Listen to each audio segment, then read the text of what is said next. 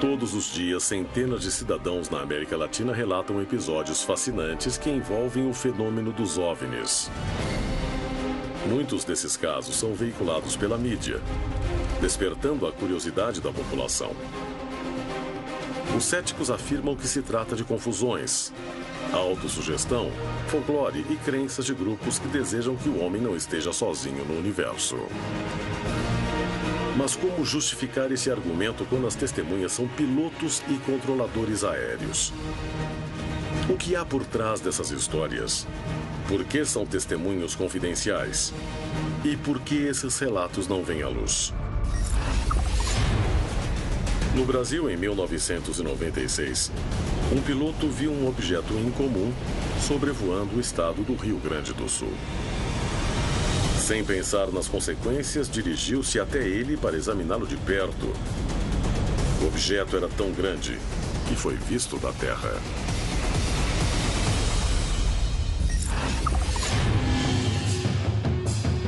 Na Argentina, um investigador analisa um dos casos mais impressionantes ocorridos numa base militar. 40 anos depois de ocorrido o fato, ele procura saber o que os radares registraram e o que viu o piloto militar que sobrevoou o objeto. No México, em 2009, o presidente Obama estava em viagem oficial ao Distrito Federal, quando vários objetos estranhos foram fotografados enquanto sobrevoavam o Air Force One.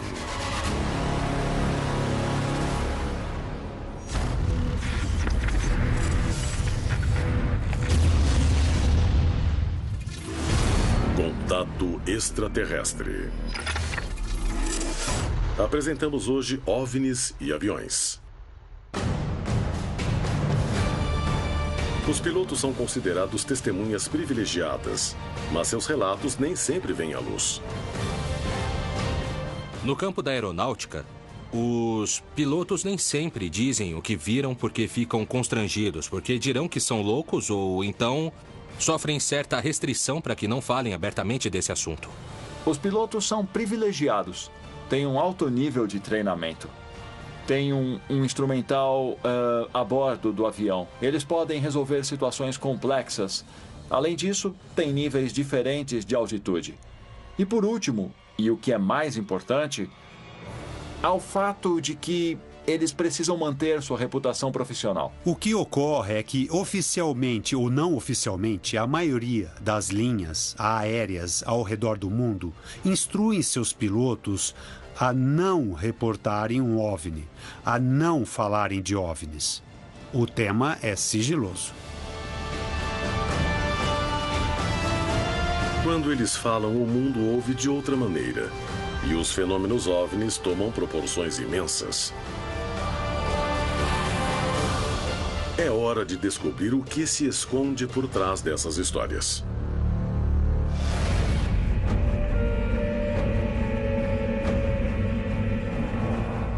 Em uma tranquila manhã de 1996, Haroldo realizava um voo de rotina a bordo de seu avião particular. Estava prestes a voar perto de um dos objetos mais estranhos jamais vistos na região. Tendo sido piloto de acrobacias, não hesitou em fazer manobras arriscadas para se aproximar e examinar o OVNI.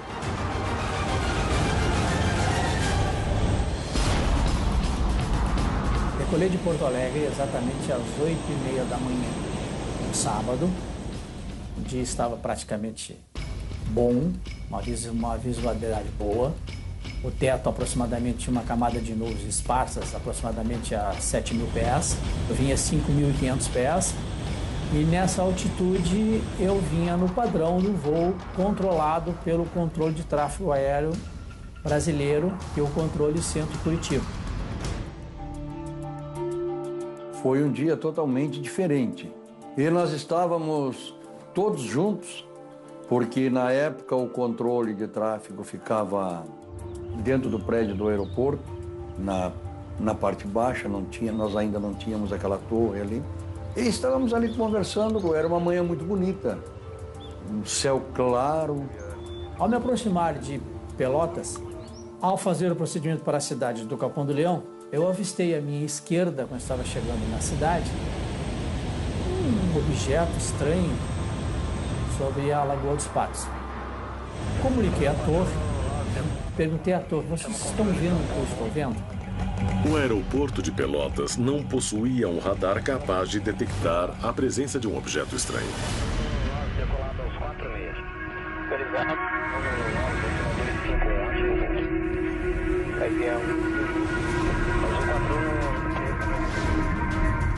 E nós conversando, de repente, nós olhamos em direção à lagoa. O que visualizamos nos deixou um pouco impressionados, porque era uma sombra muito grande, não temos detalhes, maiores detalhes, digamos assim, do que poderia ser, mas era algo notadamente muito grande, creio que mais ou menos, aproximadamente o tamanho de um estádio de futebol. Eles puderam ver o objeto do chão, apesar de estarem longe do aeroporto. Nos aeroportos são obrigados a ter uns binóculos de grande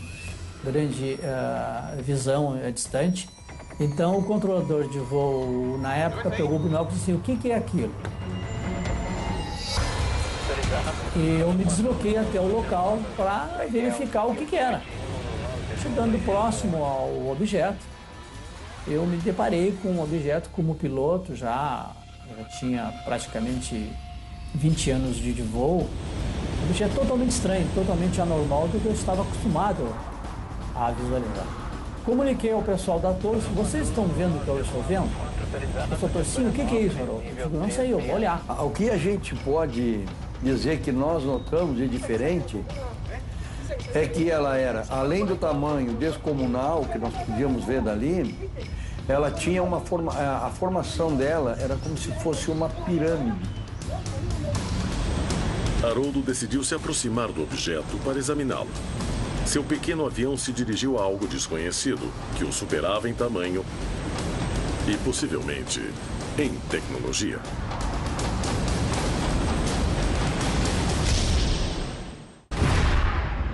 Esse objeto estava em cima da ilha da Saragonha, onde eu cheguei próximo ao objeto, bem próximo a ele, e tive a oportunidade de ter um voo de aproximadamente 15 minutos em torno e acompanhando esse objeto que se deslocava exatamente a 5.000 pés de altura ele estava. O piloto manobrava com muito cuidado, tentando aproximar-se cada vez mais do intrigante objeto. Dei 1, 2, 3, 4, 5 voltas em torno do objeto, com o privilégio de poder ir em cima e embaixo, várias vezes acompanhando o objeto.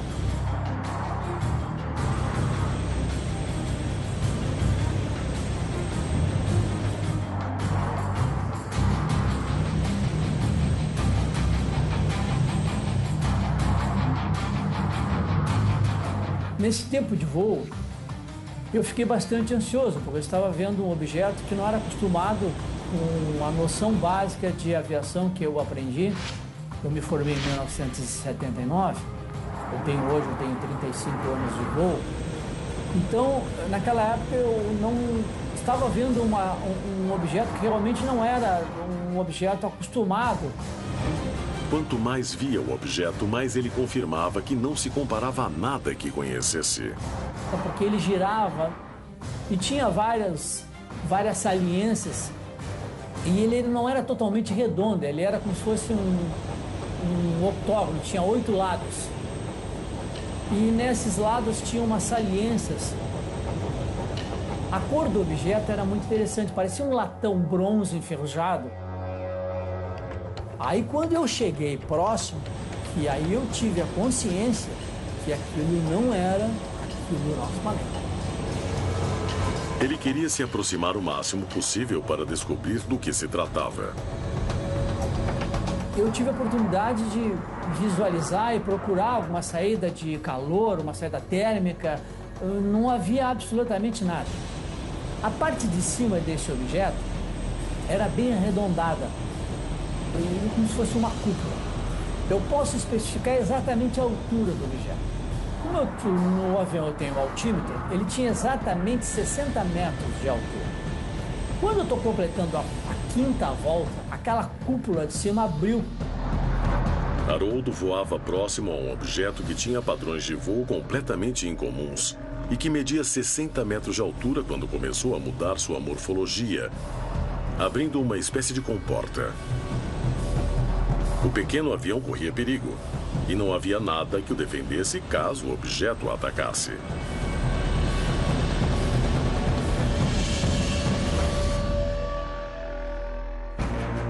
As histórias de avistamentos envolvendo pilotos e controladores aéreos se repetem por todo o continente.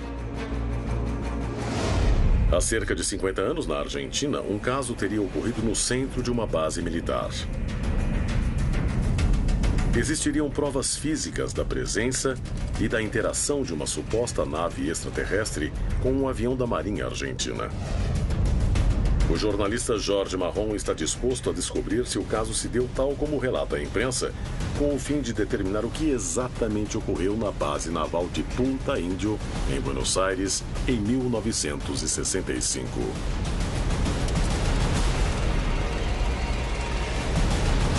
A imprensa relatou que um objeto havia sido detectado por um radar e que um piloto decolou para interceptá-lo.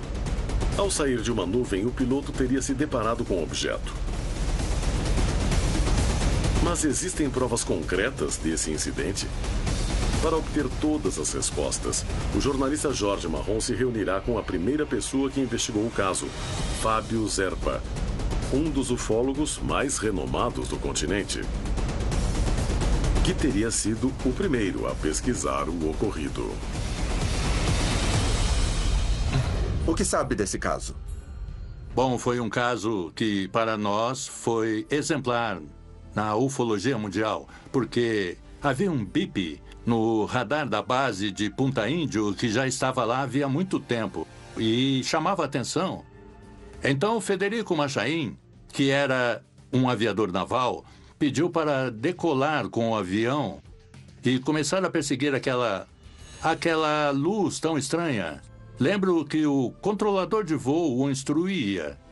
Olha, está à sua direita.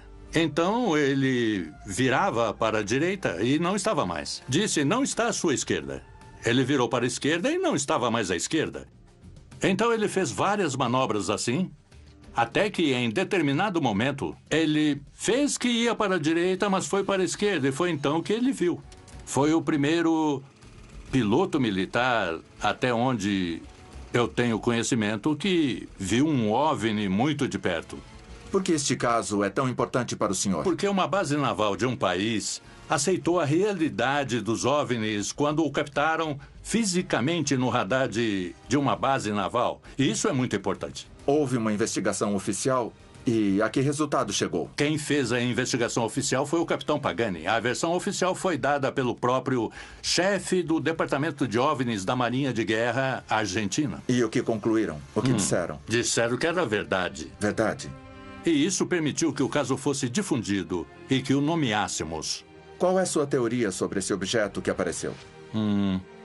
Que era uma nave extraterrestre. O encontro com o respeitado ufólogo Fábio Zerpa revela que o caso envolveu várias testemunhas e especialistas que não puderam explicar o fenômeno que observaram. Ele está convencido de que era um objeto tecnológico de origem não planetária. Em 1965, o piloto afirmou ter visto por um instante uma luz estranha na parte posterior de seu avião. Pode ter sido um erro causado pela escassa visibilidade que ele tinha numa zona nebulosa? É hora de investigar mais a fundo o que há por trás dessa história. O que dizem os especialistas? Jorge Marron está disposto a descartar todas as possibilidades até chegar à verdade sobre esse caso.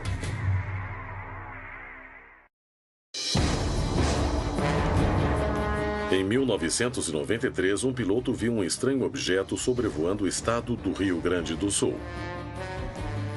A nave era desconhecida e tecnologicamente superior ao seu avião. Na Argentina, um investigador reexamina a suposta aparição de um OVNI numa base naval da aeronáutica. Sua missão é descobrir a verdade sobre essa história. No México, em 2009, o presidente Obama visitava oficialmente o país quando vários estranhos objetos foram observados e fotografados sobrevoando o Air Force One.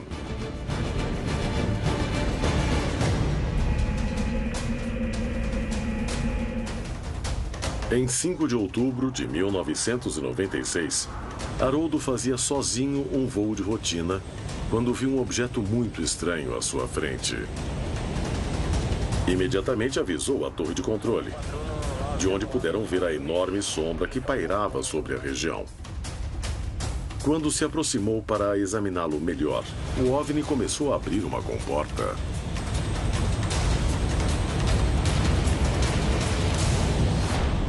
Aí realmente eu fiquei bastante ansioso, porque eu estava vendo um objeto de grandes proporções, que depois eu fiquei sabendo que aquele era uma nave-mãe.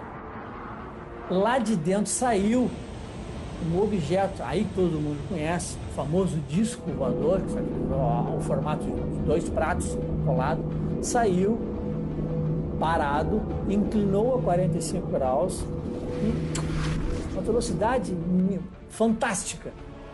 Eu calculo aproximadamente Mach 10.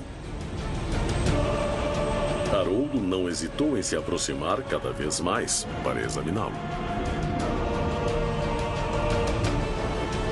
Está aberto agora. Agora eu vou olhar para dentro do objeto. Aumentei a potência do avião, ganhei velocidade, foi aproximadamente 130 nós. Quando estou ganhando velocidade para ultrapassar por cima dele, aí ele começou a girar um pouco mais rápido, e saiu da parte do meio, na parte aberta, um facho de luz bem avermelhado, quase que bordou bem forte, assim, uma espécie de batom. Aquela luz ia espaço afora, ele girou mais rápido.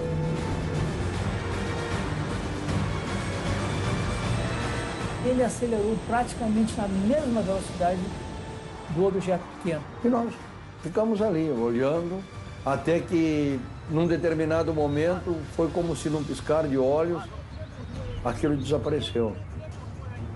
Estava parado, e quando nós ficamos olhando, quando de repente veio, cadê? Para onde foi? Olhamos para tudo que era lado e não vimos mais. A torre de controle perdeu totalmente o contato visual com o objeto.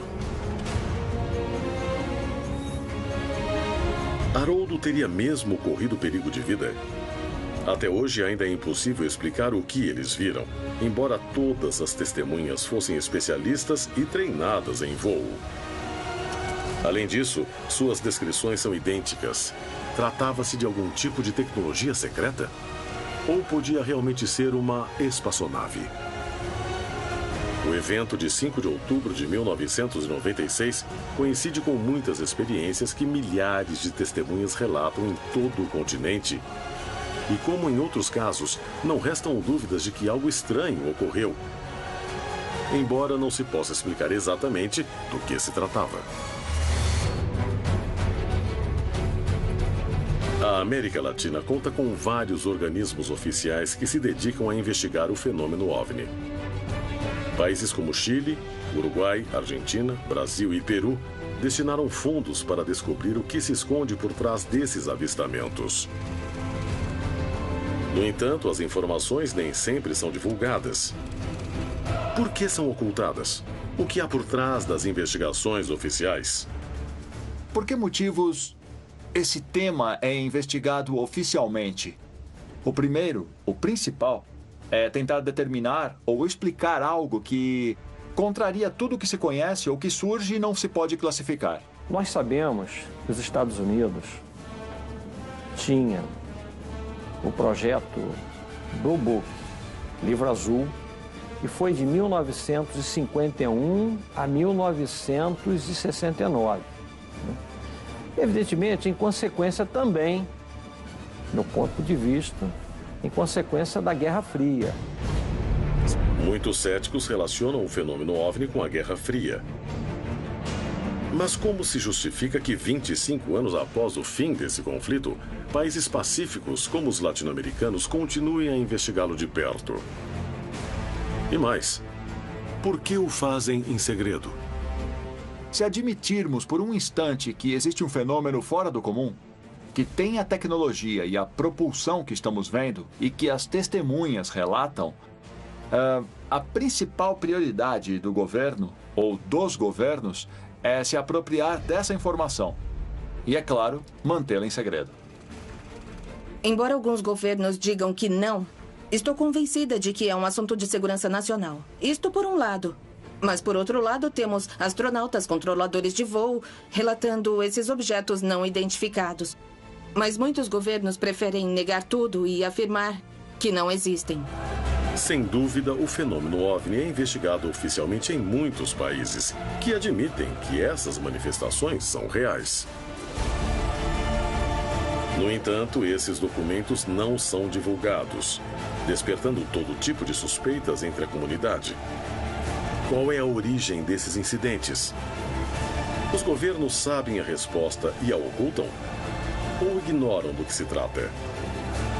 A América Latina abriga centenas dessas histórias e é hora de conhecê-las.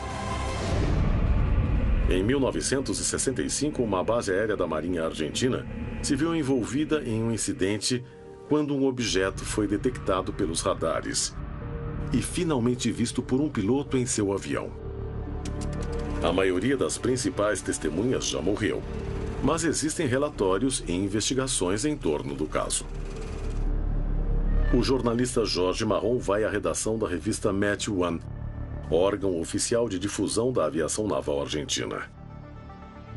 Na década de 90, publicaram um artigo sobre o incidente e teriam provas sobre as declarações das testemunhas. Para as pessoas que estavam há muitos anos aqui na base aeronáutica de Punta Índio, era um segredo que todos conheciam, um assunto muito comentado, mas que depois, com o passar do tempo, foi sendo esquecido. O capitão Fronto lembrou-se desse momento e então o trouxe à luz novamente. Eu tenho aqui para você a revista e o artigo que o capitão Fronto nos enviou nos anos 90. Esse é o documento original que estava no arquivo da revista, assinado pelo próprio capitão e que narra o evento tal como a nota transcrita. O informe do chefe da base diz que o piloto não sabia o que tinha diante de si e que relatou que depois de sair de uma nuvem, viu uma luz à direita que logo desapareceu. Esse fenômeno atmosférico podia ter relação com o incidente? A nuvem poderia ter causado a anomalia no radar e a luz que o piloto avistou? Para tentar esclarecer essa questão, o investigador se reúne com Luciano Vidal, do Serviço Meteorológico Nacional. Segundo testemunhas, o tipo de nuvem que Matyain cruzou foi um cúmulo-nimbo. Essas nuvens, elas geralmente estão relacionadas com violentas correntes ascendentes e descendentes, ou seja, o ar que está subindo e baixando constantemente dentro da nuvem. Pelas descrições que o piloto deu, pode ter cruzado esse tipo de nuvem? O que chama um pouco a minha atenção é o fato do piloto alegar que atravessou a nuvem em menos de 1 minuto. Tendo em conta o tipo de avião, um avião pequeno, de treinamento, movido a hélice, exposto aos riscos desse tipo de nuvem, seria muito difícil que pudesse sair dela são e salvo. A explicação do meteorologista enfraquece a teoria de que o fato pode ser explicado por uma nuvem cúmulo-nimbo. E assim o jornalista decide continuar investigando.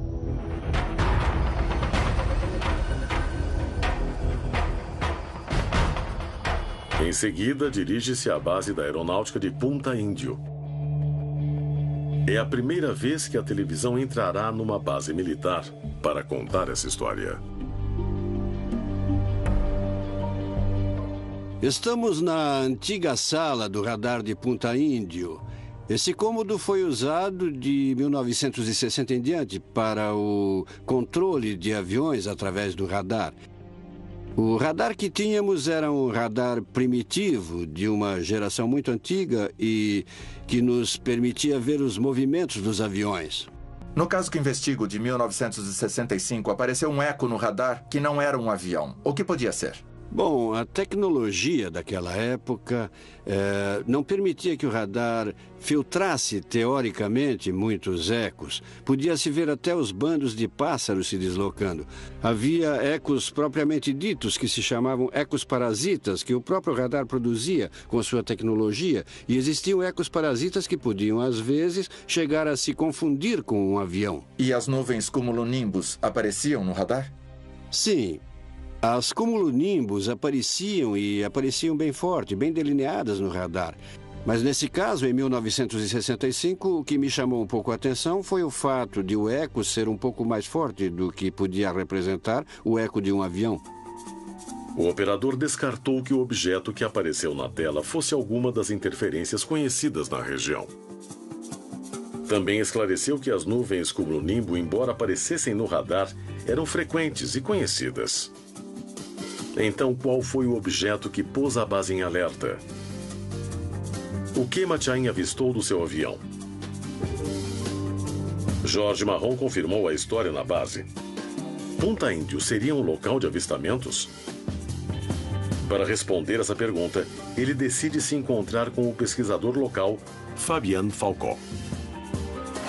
Como observador de OVNIs, aqui na região, você vê luzes, coisas estranhas? Sim, apareceram luzes, inclusive com comportamento inteligente.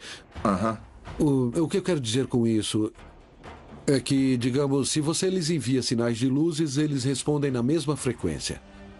E desde quando começaram os registros de OVNIs em Punta Índio? Olha, desde que me conheço por gente, desde que eu nasci, ou seja, desde os meus avós ou de pessoas ainda mais velhas. Estou investigando o caso de 1965. Para você, o que pode ter sido? Eu acredito que sim, ou seja, que o radar nessa época estava funcionando bem e depois eu pude constatar à medida que eu crescia e observava. Sim, eu creio que é verídico. Que é verídico. Fabien Falcó confirmou que Punta Índio é uma zona de avistamentos frequentes.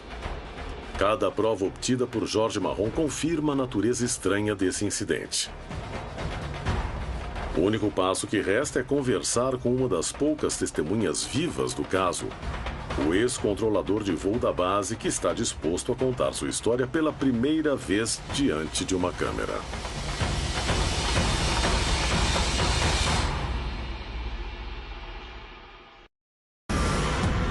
Quem ou o que invade o espaço aéreo de diferentes países? No México, em 2009, o presidente Obama visitava oficialmente o país, quando várias testemunhas qualificadas observaram e fotografaram estranhos objetos sobrevoando o Air Force One. O jornalista Jorge Marron investiga um dos primeiros casos do país e do continente envolvendo testemunhas militares. Numa base da aeronáutica, um OVNI foi visto na tela do radar e um piloto foi enviado para perseguir a fonte da anomalia. Uma das poucas testemunhas vivas do caso, o controlador de voo Esteban Falcó, aguarda Jorge Marron para narrar pessoalmente o que ocorreu naquele dia. Como foi aquele momento que viveu? Bom, eu estava na torre de controle e alguém me disse que um objeto tinha sido visto no radar. Então nós descemos ao quarto andar, onde ficava o radar, e um avião estava voando, fazendo voo por instrumentos. E o tempo estava como está agora, assim todo nublado, o teto baixo. E então vimos o eco na tela. Mas naquele dia, o eco apareceu muito mais forte. Quero dizer, apareceu forte na tela. Mais forte do que o eco do avião. Muito mais forte. Interessante. E o que significa o eco ser mais forte? Por uma questão de volume, de tamanho? Por quê? Não, tamanho eu não sei, mas, sabe, deve ser alguma outra coisa que provocou isso. Olha, que lhe dá mais força, eu não sei. Mandamos o avião até onde estava esse objeto e em 2 giros que fez a agulha... Sim. Ele desapareceu. Uma velocidade impressionante. Desapareceu em segundos. E pôde ver isso no radar? No radar. Antes disso, havia ficado parado como se tivesse uma nuvem em cima. Quando o avião estava a cerca de 1000 metros do objeto, esse objeto desapareceu. Que oficiais observaram o radar e que comentários fizeram? Bom, o chefe de tráfego que estava lá naquele momento desceu para ver o que estava acontecendo. Foi chamado. Sim. Ele examinou o radar e estava normal. Os técnicos acharam normal. Uhum. Eles disseram que não podia ser. O operador disse, senhor, eu estou vendo. Era uma coisa inédita, porque o operador disse, nunca vimos isso. O que comentaram no momento em que viram o radar? Bom, o operador disse que era um objeto não identificado, porque ele o chamava como se fosse um avião, e ninguém respondia. Então ficou sendo como um objeto voador não identificado. Um objeto não identificado. O que ocorreu no céu de Punta Índio, na Argentina, continua um mistério. Mas Jorge Marrone confirmou que imagens estranhas apareceram no radar da base da aeronáutica e que até hoje não é possível explicar cientificamente o que ocorreu. O que podia ter sido esse objeto voador não identificado? Muitas vezes são civis que observam e relatam esse tipo de incidente. Mas dessa vez, as testemunhas eram membros de uma base militar. E essa experiência ultrapassou as fronteiras da instituição. O que fazia essa tecnologia sobrevoando um local de alta segurança? Por que nenhum especialista consegue dar uma explicação do que aconteceu? Incidentes semelhantes continuam sendo relatados quase 50 anos depois de ocorrido este fato em particular. Se fosse uma tecnologia terrestre, por que não parece ter evoluído nos últimos 50 anos?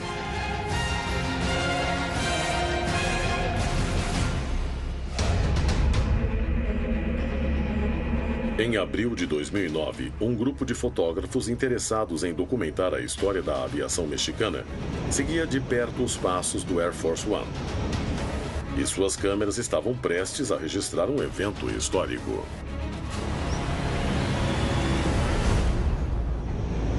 Barack Obama, presidente dos Estados Unidos, visitou o México pela primeira vez entre 16 e 17 de abril de 2009.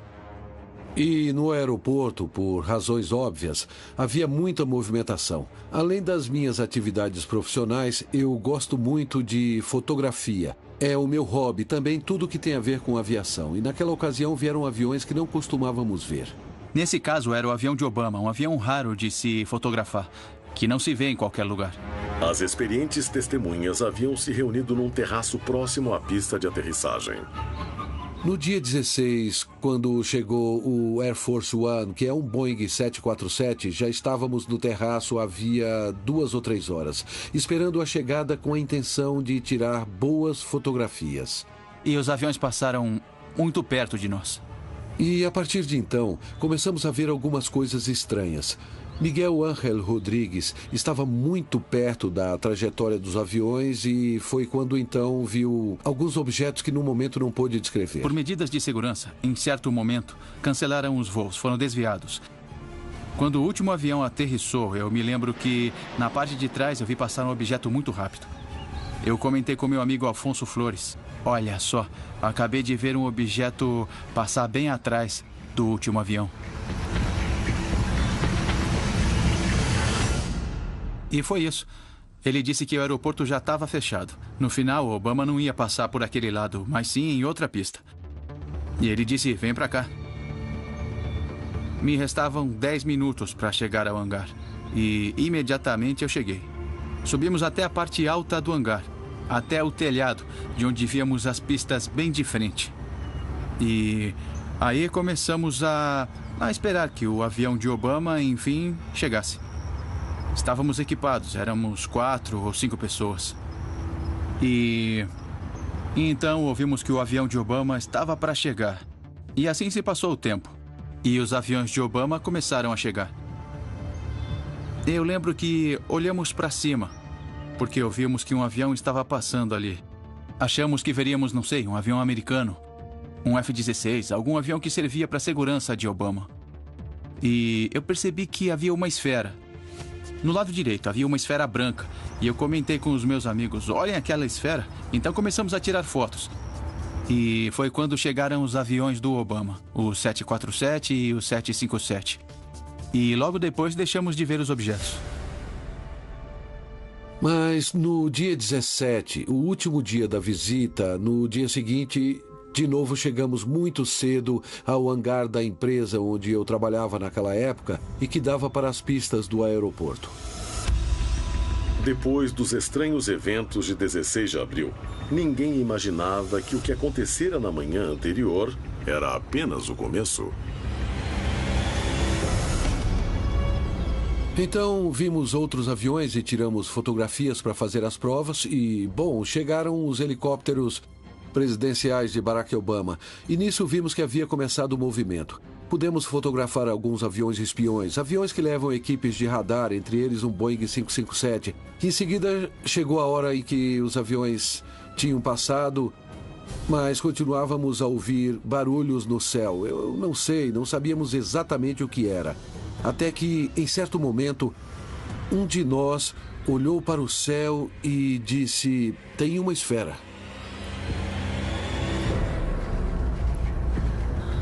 E então nós também começamos a olhar para o céu e efetivamente vimos o que parecia ser uma esfera que estava se movendo no mesmo lugar, não se deslocava, mas não era um ponto fixo, tinha um ligeiro movimento. Posteriormente, vimos aparecer uma segunda esfera. E assim somaram 4 esferas no total. As experientes testemunhas perceberam que o incidente do dia anterior não havia sido casual. Minutos antes de o avião decolar, 4 esferas de origem desconhecida sobrevoavam, pela segunda vez em 24 horas, o Air Force One.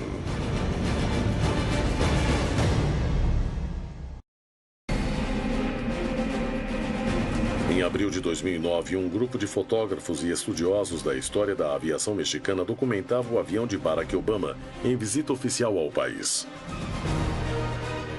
Durante as 24 horas que durou sua estada, o Air Force One esteve cercado por estranhos objetos durante sua chegada e, novamente, durante sua partida. Apareceram as 4 esferas. Não formavam totalmente a figura de um quadrado, mas era quase um quadrado. Elas se moviam num círculo, por assim dizer. Estavam girando. E deu para ver um pouco mais. De fato, nas fotos que eu tirei, na última foto que é a melhor, vemos 4 pontos que estavam parados lá em cima. O piloto foi cético. Quando começamos a ver as esferas, ele disse: "São balões", e nós, com as lentes das câmeras, olhávamos as esferas e não víamos nada que se parecesse com um balão. E em seu ceticismo, ele disse: "Eu vou até meu carro buscar um par de binóculos, desses que têm estabilizadores." E foi buscá-los, e quando voltou, ele focou um dos objetos. Parou de fazer os mesmos comentários. Ficou totalmente surpreso e disse: "Isso não tem nenhum aspecto de um balão e nem parece com nenhum tipo de aeronave. E não era um helicóptero pela altura que estava." O grupo se conscientizou de que eram testemunhas de um evento único. 4 esferas de origem desconhecida sobrevoavam a área em que estava para decolar o avião mais vigiado do mundo, o Air Force One.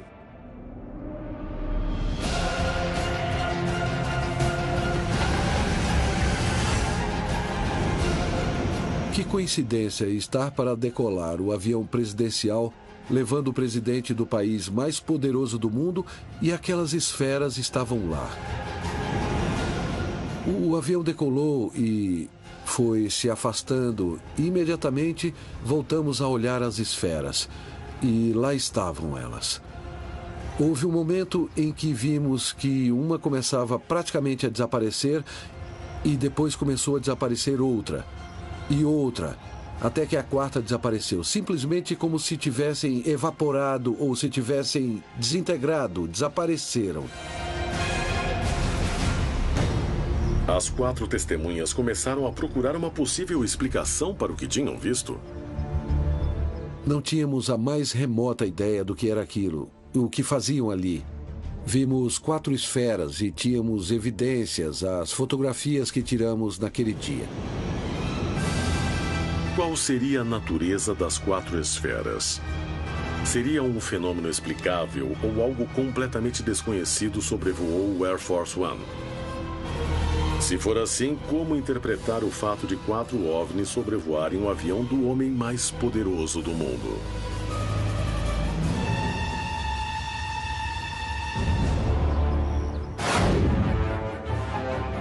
Esses incidentes alarmam os governos que investigam esses relatos. Seria um assunto de defesa nacional diante de espionagem e ameaças de outros países? Ou realmente estamos na presença de seres de outros planetas? Toda força aérea, todo governo quer saber o que está ocupando seu espaço aéreo.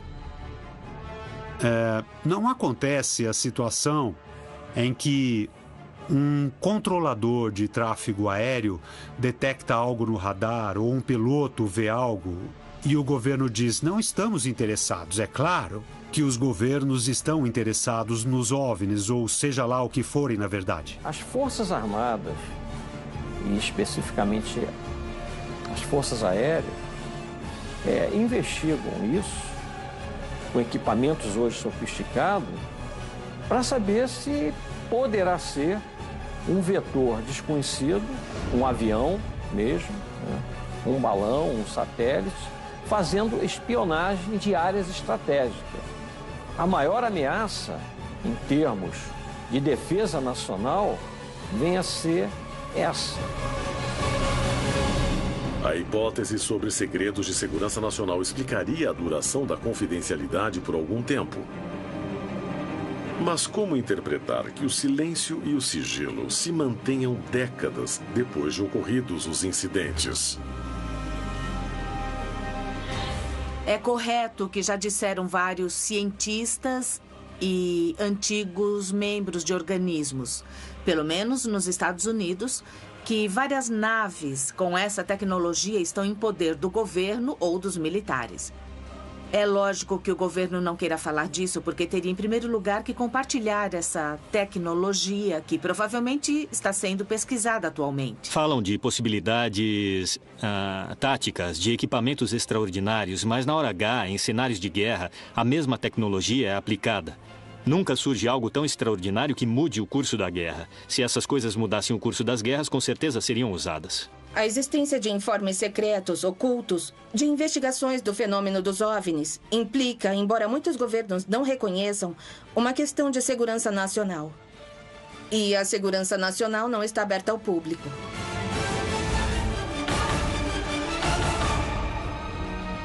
Segurança nacional e retroengenharia são algumas das teorias que explicariam o silêncio em torno das investigações oficiais sobre o fenômeno dos OVNIs. Apesar do sigilo, as autoridades não conseguem calar todas as vozes. E muitos dos envolvidos se animam a dar seu testemunho.